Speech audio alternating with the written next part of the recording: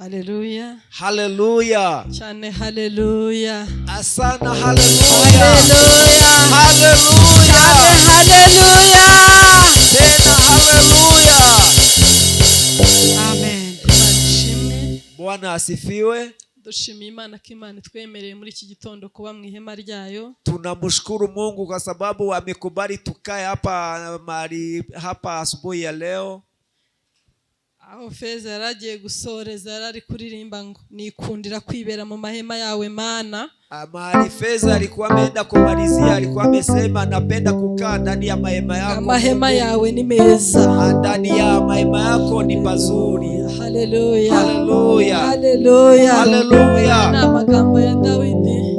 Hayo ni maneno ambayo alinenwa na Daudi. Dawidi niwe wagiye areba iby'Imana.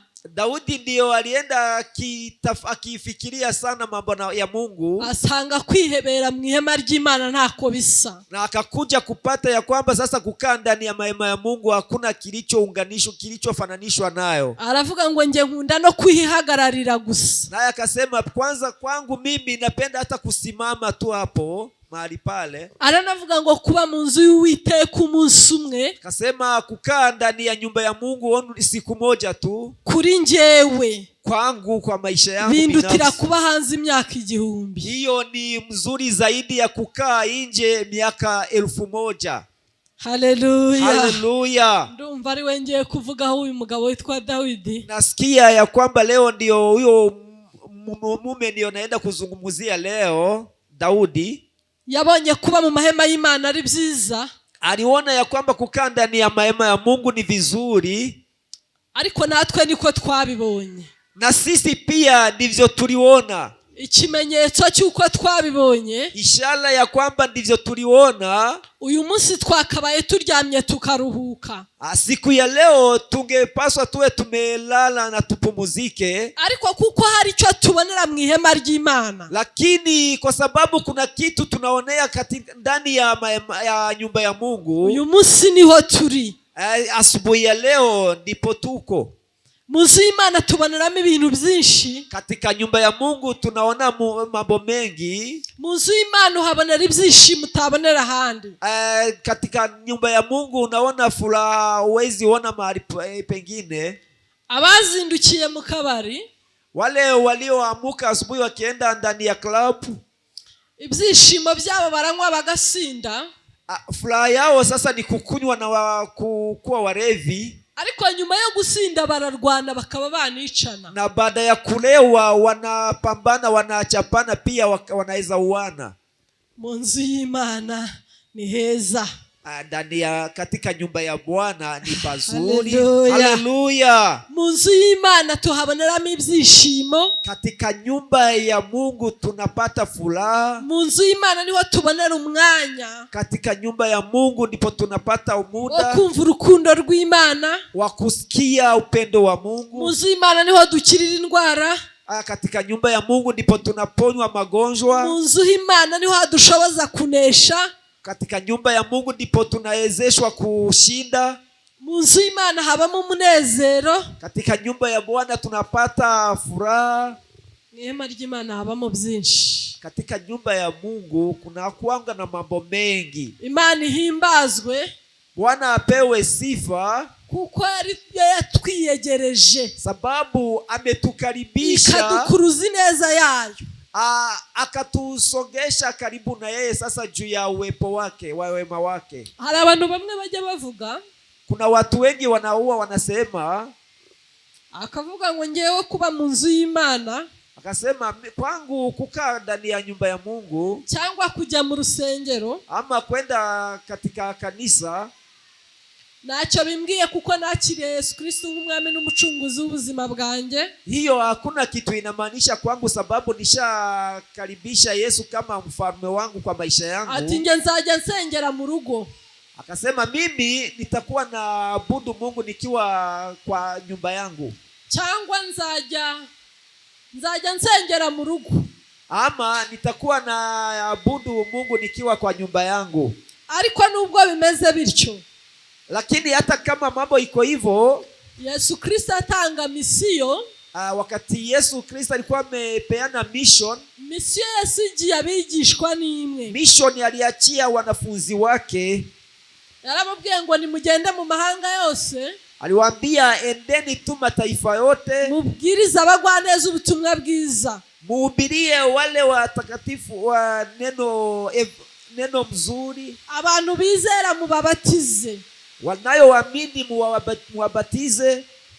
Nyuma yo kubabatiza, baada ya hapo ya kuwabatiza, mubigishe kwitondera ibyo nasize mbabwiye, muwafunze kuzingatia yale niliwaambia. Kwakira Yesu Kristo umwami n'umucunguzi w'ubuzima bwawe ni kimwe, kukaribisha Yesu Kristo kama mfalme na savior kwa maisha yako ni kitu kimoja, ariko ukwiye kwigishwa amategeko n'amabwiriza Yesu Kristo yasizavuze. Lakini unapaswa kufunzwa sheria ambazo Yesu alituachia, aliacha akisema. Niba uzagira ubushobozi bwo kuba umwigisha n'umwigishwa icyarimwe, hata kama utakuwa na uwezo wa kuwa mwanafunzi, ntabwo mbizi, asijui hiyo, ariko Paulo yandika we yaravuze ngo dufite byinshi byo kumumenyaho. Lakini Paulo wakati alikuwa ameandika akasema tuko na mengi ya kuzungumza kuhusu yeye. Haleluya. Haleluya. Ukiri mwisi, ukiwa hapa ndani ya dunia ulimwengu, iyo wakiriye Yesu Kristo umwami n'umucunguzi w'ubuzima bwawe, unapomkaribisha Yesu Kristo kama mfalme kwa maisha yako, ariko ntumenye amahame yo mu mwuka ngo umenye icyo Yesu yasizavuze, lakini usiwe na sheria za kiroho ndio uweze kujua ni nini Yesu aliacha akisema, umenye ibyo muri iki gitabo na uweze kujua yale uko bisobanurwa na vile anaifafanuliwa, uzatsindwa, utashindwa. Singuhakanije ko n'ijuru utazaribona, siwezi kuambia ya kwamba utaona mbingu, ariko hano mwisi hari ibyo utazabona, lakini hapa ulimwengu kuna yale hautaweza kupata. Yesu yasengeye abigishwa, wakati Yesu alikuwa ameombea wanafunzi wake, aravuga ngo Data, akasema Father, sinsabye ngo bakure mwisi, siombi ndio uweze kuwaondoa katika ulimwengu, ahubwo wibarindiremo, lakini uweze kuwalinda katika ulimwengu huyu. Iryo jambo ryari rikomeye, neno hiyo ilikuwa nzito sana, kuko byari ukugira ngo isi bayibemo ariko bamenye uko bayigendamo, sababu ilikuwa ndio waweze kukaa ulimwengu na wakijua vile wanaweza jibeba kutembea hiyo. Isi ifite uko yubatse, dunia ama ulimwengu iko namna ilivyojengwa. Iyo biyobewe system iragusiga. So ukishindwa namna ulimwengu iliumbwa, hapo system yake sasa inakupita wewe, ikaguta inyuma, ikakuweka nyuma, ugasanga uri muri sanga utameze nk'abandi, ukajipata wewe sasa uko tofauti na wengine. Kandi Biblia yaravuze, na tena Biblia ilisema abantu bubaha Uwiteka, nasema wanaye mutii Mungu, ingororano zabo ni icyubahiro n'ubukire ndetse n'ubugingo. Reward yao sasa ni glory na uzima wa milele. Nuramuka rero utamenya uko isi igenda, so ukishindwa kujua vile namna ulimwengu inatembea, kandi ayo mahame uzayasanga muri iki gitabo, na tena sheria kama hizo utazipata kwenye kitabu hiki, nutabimenya, ukishindwa kujua hayo, ubugingo bw'uzabubona, ni ukweli uzima utapata, ariko nabwo bizaba bikugoye, na tena itakuwa ni ngumu sana, kuko isi izagutera umubabaro, sababu ulimwengu itakuhuzunisha sana, naho waba utabishaka, hata kama upendi utaki. Ariko Imana itugirire neza, lakini Mungu atusaidie sana, atutendee mema, iduhe ubwenge bwo kumenya kuyibamo, atupee kima ya kuweza kukaa ulimwengu huyu. Nta byahishwe biri muri iki gitabo, hakuna kilichofichwa katika kitabu hii, byose byarahishuwe, yote yamefunuliwa.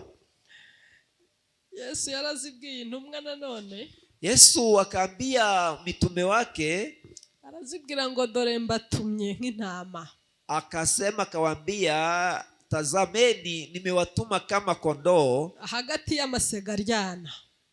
katikati ya masimba zinakurana. Aravuga ngo mugende mufite ubwenge, mutembee mkiwa na ujuzi. Nabyo byari bisobanuye byinshi. Na hayo sasa alikuwa anamaanisha mambo mengi. Kuko amasega aramutse amenye kuri intama, sababu simba ikiamua ya kwamba wewe ni kondoo, yakurya nta kabuza, inaweza kukula vizuri. Imana tugirire neza. Bwana atutendee mema. Haleluya. Haleluya. Haleluya. Haleluya. Ndi kuvuga ibyiza byo kuba mu mahema y'Imana. Nilikuwa nazungumza kuhusu mazuri ya kukaa ndani ya mahema ya Mungu. Ariko ntego mfite uyu munsi, lakini lengo langu ya leo siyo hiyo, ahubwo ndashaka kuvuga kwigirira icyizere ugakora iby'imbaraga. Nataka kuzungumza ya kwamba sasa we kujiamini we mwenyewe na kufanya mambo ya haleluya ya nguvu. Haleluya. Haleluya. Haleluya. Haleluya. Haleluya. Kwigirira icyizere, kujiamini wewe, ubundi ugakora iby'imbaraga, alafu ukaweza kufanya mambo ya nguvu. Paulo niwe wasabye, aravuga ngo nanjye munsabire. Paulo ndiyo alikuwa amejiitia maombi, kaambia na mimi muniombee, ngo mbashe kuvuga nshize amanga. Akasema muniombee ndio niweze kuhubiri nikiwa nigirira icyizere bila tatizo yoyote, na mimi sasa nijiamini. Ndashaka rero kuvuga kuri Dawidi. Nataka kuzungumza kidogo kuhusu Daudi. Reka dusome igitabo cya mbere cya Samueli. Tusome kitabu cha kwanza cha Samuel. Nago ndi butinde n'urufunguzo. Sitakawia sana, ni neno la funguo. Turasoma igice cya 17. Tusome kitabu cha kwanza cha Samueli sura ya 17. Turasoma umurongo wa 45. Some mstari wa 45. Tugeze kuri 46. Tufikishe 46. Igitabo cya mbere cya Samueli igice cya 17 umurongo wa 45. Kitabu cha kwanza cha Samueli sura ya 16 mstari wa 45 mpaka 46. Dusome mu izina rya Yesu. Tusome katika jina la Yesu. Dawidi abwira Umufilisitiya ati, wanteranye inkota n'icumu n'agacumu, ariko njyewe nguteye mu izina ry'Uwiteka Nyiringabo, Imana y'ingabo za Isiraheli wasuzuguye. Uyu munsi Uwiteka arakungabiza nkwice, nguce igihanga, kandi ndakugaburira ibisiga byo mu kirere n'inyamaswa z'inkazi zo mu ishyamba, intumbi z'ingabo z'Abafilisitiya, kugira ngo abo mu isi yose bamenye ko muri Isiraheli harimo Imana. Amen. Amen. Haleluya. Amen. Haleluya. Amen. Cyane haleluya. Haleluya. Mwakire neza ijambo ry'Imana. Pokee vizuri neno la Mungu. Iyo dusomye izi nkuru, tunaposoma habari hizi, dusanga Dawidi Imana yaramutoranije ari umwana muto. Tunapata ya kwamba Daudi aliweza kuchaguliwa akiwa mtoto mdogo sana. Mu bice bibanza, nyakati za sura zinapoanza, ijambo ritubwira uko Imana yahagurukije Samueli. Neno likatuambia namna Mungu aliamsha Samuel, ikamubwira ngo genda uje mu muryango wa Yesayi, kamwambia endeni katika nyumba ya Isai, kuko niboneye umwami. Sababu nimeshaona sasa mfalme, nimepata mfalme. Ni mu gihe Sauli yari amaze gukora ibyangwa n'Uwiteka. Nilikuwa wakati Sauli alikuwa ameanza kutenda mambo ya kinyume na mapenzi ya Mungu. Uwiteka muca ku ngoma, na pia Mungu akamuondoa katika ufalme. Aha niho Dawidi yatoranijwe. Hapo ndipo Daudi alianza kuchaguliwa. Biblia ivuga ko Dawidi atoranywa. Biblia inatuambia wakati Daudi alikuwa anachaguliwa, yarakiri umwana muto, kuko icyo gihe no kumutoranya Samueli yasanze nta uhari. Alikuwa mtoto mdogo, hata wakati wa kuchaguliwa Samueli hakumupata hapo. Yari mu ntami yo mwishamba. Alikuwa nyuma ya kondoo huko msituni. Samueli aza kumutoranya nk'uko ijambo ribivuga. Samueli akakuja kumchagua vile neno inasema. Kandi nyuma yo gutoranywa asubira mu ishyamba n'ubundi. Na baada ya kuchaguliwa akarudi pia kwa msituni sasa nyuma ya kondoo. Ariko iyo ukomeje usoma, Lakini ukiendelea kusoma mw'ishyamba aho yarari, katika msituni penye alikuwa, yari yifitiye icyizere, alikuwa anajiamini yeye binafsi. nta hantu Bibiliya ivuga Dawidi yari yarigiye urugamba. Hakuna mahali Biblia inasema ya kwanza Dawidi alifanya mazoezi ya vita, ariko ari mw'ishyamba, lakini akiwa ndani ya msituni yemera kwirwana. Aravuga ati ntirwana ahantu nzahapfira. Akakubali yani kujipigania, akisema nisipojipigania nitakufia mahali hapa. Byari ishyamba zirimo inyamaswa, ilikuwa msituni sasa imejaa wanyama. yishakamo imbaraga na akajitafutia nguvu ndani yake. nta wari waramutoranije ngo ajye kuragira kandi yaramwigishije urugamba. Oya, hakuna mtu alikuwa amemchagua ndiye aende kulinda kondoo na ama amufanyishe mazoezi mambo na vita. Ahubwo ageze mu ishyamba akabona ko intare n'idubu bizamurya. Lakini alipofika msituni akaona ya kwamba siku moja simba zitakuja kumkula. Yiyumvisemo icyizere, aravuga ngo ngiye guhangana nazo. Alijitafutia tu imani ndani yake, akasema mimi nitapambana na hizi wanyama. Idubu yazaga cyangwa intare, so wakati simba ilikuwa inataka kukuja igashaka gufata umwana w'intama, ikiwa na mpango wa kuchukua mwana kondoo, ngo yarawishikuzaga, alikuwa anapambana mpaka alete hiyo mwana kondoo, akayishwanyaguza na akaanza kularualalua hiyo simba, hiyo mnyama. Umunsi yaje gusukwaho amavuta, siku alikuja kumwangiliwa mafuta, yaje kugenda yiyumvamo icyizere kidasanzwe. Alikuwa ametembea akijiamini, akisikia imani ndani yake ambaye si ya kawaida. Biblia ivuga ko icyo gihe, Biblia inasema wakati huyo, kuko Umwuka w'Imana wari waramaze kuva kuri Sauli, ya kwamba sasa roho wa Mungu ilikuwa imeshaondoka juu ya Sauli. yajyaga aterwa n'imyuka mibi. Sauli alikuwa anapambanishwa na roho mbaya chafu. Yajyaga aterwa n'imyuka mibi kamuzaho, alikuwa anashambuliwa na roho mbaya, akahagarika umutima. Naye sasa akaanza roho karibu paka isimama, akaanza kuchanganyikiwa. Muri icyo gihe, wakati huu Dawidi yajyaga aza kumucurangira. Daudi alikuwa anakuja kumuimbia akicheza,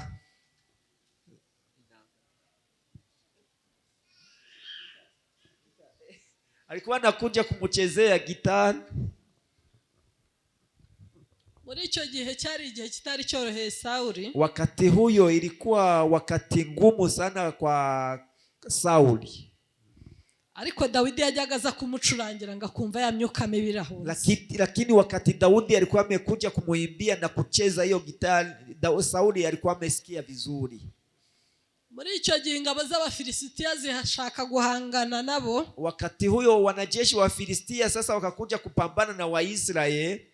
Ahangaha niho Dawidi, mahali hapo ndipo Daudi, mu gihe yaraje gucurangira umwami, ni wakati Daudi alikuwa amekuja kusaidia Sauli kumuimbia na kumuchezea gitari. Yumvise izo nkuru, aliposikia habari hizo, aravuga ngo ariko uwo Mufilisitiya wabateye ubwoba. Naye akakuja kusema huyo Mfilistia alianza kuwaitisha. Huyo Mfilistia ngomba kumwica. Akasema huyo Mfilistia nataka kumuua. Na maana yari bimubwiye.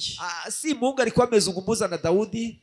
Kandi usibye guhangana n'intare n'idubu mu ishyamba, na usipo sasa niyo kupambana ama kungangana na simba katika msituni, nkuko nabibabwiye nta handi hantu yari yarahanganiye mu rugamba. Vile niliwaambia kuna mahali pengine sasa alienda wakati wa vita. Ariko aravuga ati je uwo mugabo witwa Goliati w'Umufilisitiya, lakini akakuja kusema mwanaume kama huyu anaitwa Goliati, mimi nataka kupambana na yeye mpaka nimuue. Njewe ngomba kumwica. Akasema mimi nataka kumuua. Haleluya. Haleluya. Haleluya. Haleluya. Kubw'Imana yari yaramenye. sababu juu ya Mungu alikuwa ametambua, yiyumvishamo icyizere, alijisikia imani ndani yake. aravuga ngo Imana yanjye irashoboye, akasema Mungu wangu ako Imana na uwezo, yanjye ifite imbaraga. Mungu wangu ako na nguvu. abo bafilisitiya ntibakebwe, Hao Wafilistia sasa ni wakafiri, kutabasuzugura Abisirayeli. niaje wanaweza kuja kutishia wana wa aravuga Israeli. ati genda mwica, Asema mimi huyo nitamuua, ndamugabiza inyoni n'ibisiga byo mu kirere, nitamuua na nimupeane sasa kwa ndege za huko, nta jwi ry'Imana yumvise, bila kusikia sauti ya Mungu. muri we yumva Imana yamushoboza, Ndani yake akasikia ya kwamba yumva Mungu Imana ye atamwezesha. n'inyembaraga, Akasikia Mungu wake ni yumva mwenye ntafite nguvu. kwishidikanyaho, Akasikia ya kwamba yeye hawezi kuwa na mashaka. yumva yamufasha uwo mugabo witwa Goliyati, Akasikia ya kwamba anaweza shika huyo mwanaume Goliath, huyo Mfilistia Goliath. amenya ko Abisirayeli hari isezerano bafite, Akakuja kugundua ya kwamba wana wa Israeli walikuwa ko na Imana agano, yavuze ko ari ubwoko bwayo yitoranirije. ya kwamba Mungu alisema ni Mungu ambaye yumvise ko Goliyati ari Umufilisitiya utarakebwe, hawezi itishiwa na mtu ambaye ni Mfilistia. Sasa yumva Imana idakwiye gusuzugurwa, akasikia ya kwamba Mungu hafai kutishiwa. abyiyumvisemo muri we, Alijisikia ndani atari yake uko Imana ivuganye nawe, bila kuzungumza na Mungu ndani yiyumvamo yake, icyizere, akajisikia imani yiyumvamo ndani yake, imbaraga zidasanzwe. akajisikia nguvu si za aravuga ngo uriya kawaida. Mufilisitiya Akasema utarakebwe, yule Mfilistia nitaye kafiri, ko afite ingabo nyinshi, bila kusikia sasa kufikiria kwa wanajeshi ngomba wake, kumwica. huyo nataka kumuua. Haleluya, Haleluya, haleluya. haleluya. yiyumvamo icyizere, Anajisikia imani ndani yake, yiyumvamo imbaraga z'Imana, anajisikia nguvu za Mungu ndani nta yake, muntu ubimubwiye. bila kuambiwa na mtu yoyote. icyo gihe baramusuzuguye, Wakati huo alikuwa abe anatishiwa. Sawuli n'ingabo ze, Sauli sasa na watu ntawe wanajeshi wigeze wake. yumva ko ibyo bintu ari bubishobore, Hakuna mtu aliyesikia ya kwamba David anaweza ariko kusikia, kuko icyizere yakigiriye, lakini sababu ya imani baramubwira ngo alikuwa anajisikia ngaho ndani yake, ngwino, na akasema wewe bamwambika Goliath kuja. imyambaro y'urugamba, Sauli akamuita, ndiye akaanza kumvalisha nguo za atangiye vita. gutambuka, Wakati David alikuwa amejaribu kutambua, yumva icyizere cye ntacyumva neza, akasikia ya kwamba imani yake imeanza kupotea. yumva afite icyizere kuko ari ubwoko bw'Imana yatoranije, Akasikia imani ya kwamba sasa hao ni taifa ambaye aravuga ngo ilichaguliwa na ibi Mungu. simbishoboye. Akasema hii manguo sasa siezani nayo. Goliyati amubonye Wakati Goliath alikuwa amemuona, yaramusetse cyane, akaanza kumuchekelea, aramubwira ngo unteranye icumu n'uducumu njyewe ndimbwa. akasema umekuja kupambana na mimi na mikuki mimi. Dawidi akoresha amagambo yo kwishongora. Daudi akatumia maneno ya imani ndani yake. Haleluya, Haleluya. aramubwira ngo wowe unteye mu izina ry'ingabo zawe z'Abafilisitiya, Kamwambia wewe umekuja kutushambulia wakati kwa jina njyewe ya wundi Mungu gutera yako, mu izina ry'Uwiteka, lakini mimi nyine nitakushambulia katika Mungu Haleluya. ambaye unishia. Haleluya. kandi ibyo igituma ngiye kubikora Akajitambua sasa, akaelewa ni nini ni nimefanya yeye ukugira kufanya, ngo muri Isiraheli na kwa maanisha ya kwamba katika Israeli bamenye ko hari Imana, watu waelewe ya kwamba kuna Imana Mungu. ikora iby'imbaraga, Mungu anafanya Imana mambo na ikora Mungu. ibyananiye abantu, Mungu ambaye afanya Imana sasa yale ikora shida ibyananiye mwanadamu. inshuti zacu. Mungu Ya anaye. haleluya,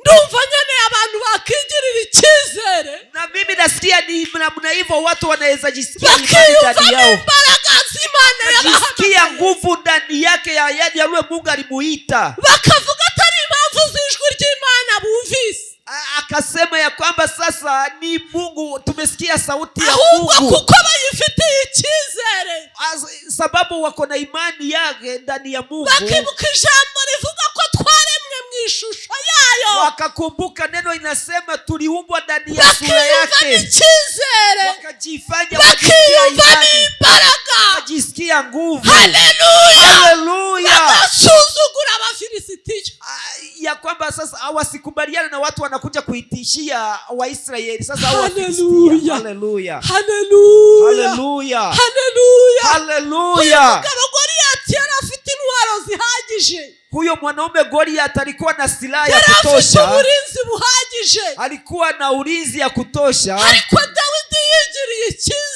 lakini Daudi akajisikia imani, akajiweka wengafata akabuye gusa nawe akachukua kamawe tu gashira mu muhumetso wakati alikuwa ameweka ndani hiyo kamba.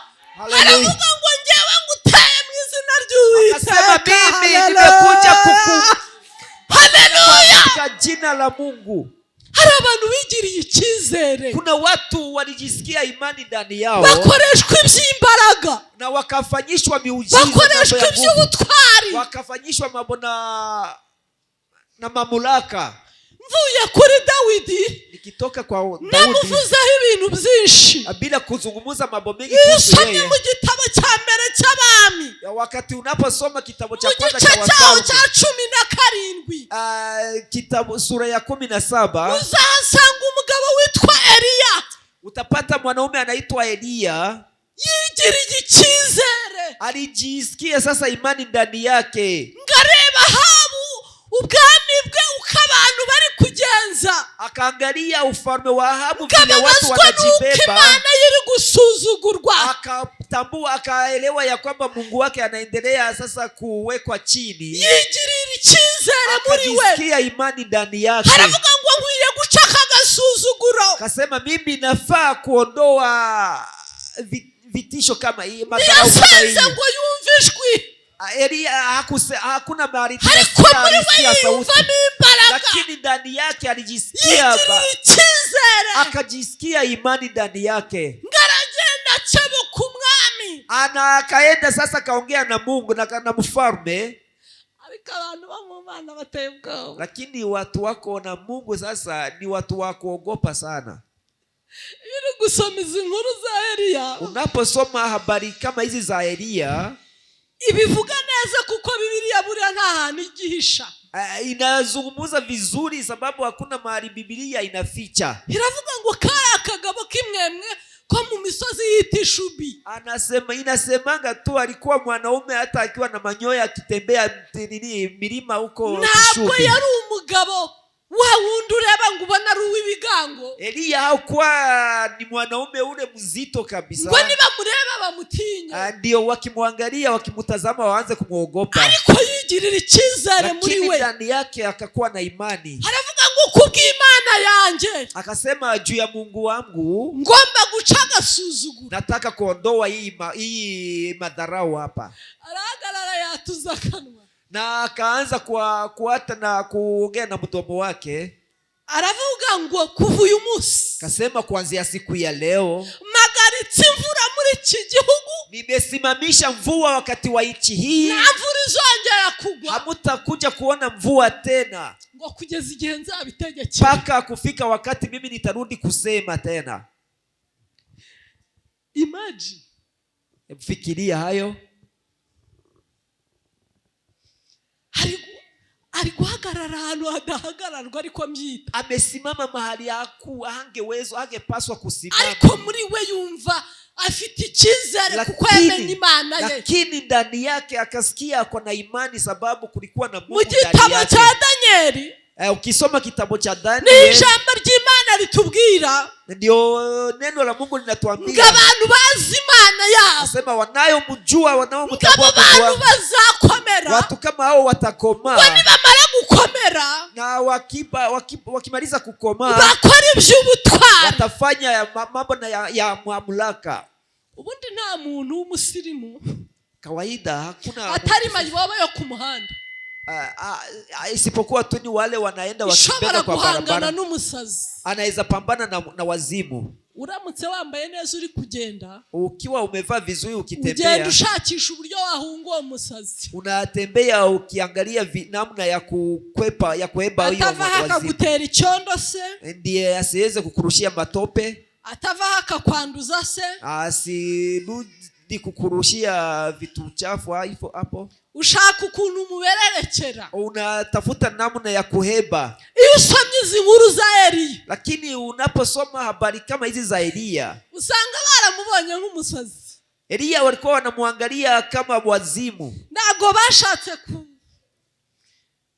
kumva ibyo arimo avuga. Hawakuwa wanafikiria yale alikuwa anazungumza. Abona ko bamusuzuguye cyane. Akaona ya kwamba sasa wamemuweka chini sana, wamemudharau sana. Nubwo ibyo mubyemeye. Akasema hata kama hamjaamini hii, hamjakubali na hiyo, kime nacyo ndakijyanye. hata umande nimechukua. Ngahita yicira aragenda. Na pia akaenda na mvua na umande. Muri icyo gihe ntibamenye ibiri kuba. Wakati huyo hawakuelewa nini kifanyika.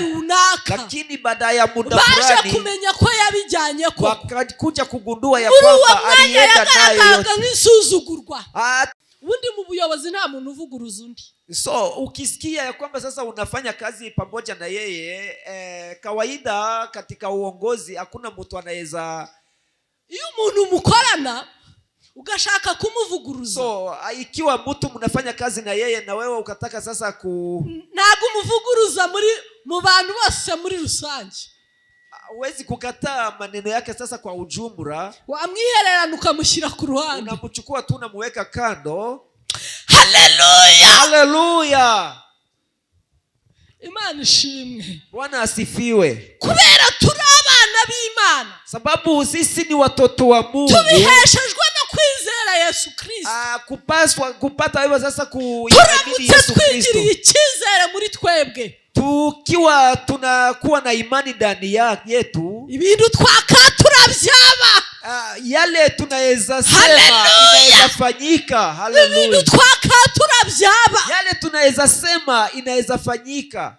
Dawidi ntago yarabwiwe yuko ari bwice Goliyati. Daudi hakuwa naambiwa ya kwamba atakuja kuua Goliyati. Ariko yumvisemo icyizere. Lakini alijisikia imani ndani yake. Imana imwitegereje. Mungu akamutazama. Ibonye ko uyu mugabo ari seriye. Ikaona ya kwamba mwanaume huyo ishira mu bikorwa ibyavuze. Ikaweka kwa matendo yale alikuwa amesema. Kuko icyo yarakoze. Sababu kile alikuwa anafanya byari kugira ngo ubwami bw'Imana bwamamare. Ilikuwa ndio ufalme wa Mungu uweze kujulikana. Imana ntiyashoboraga kuvuguruza Eliya.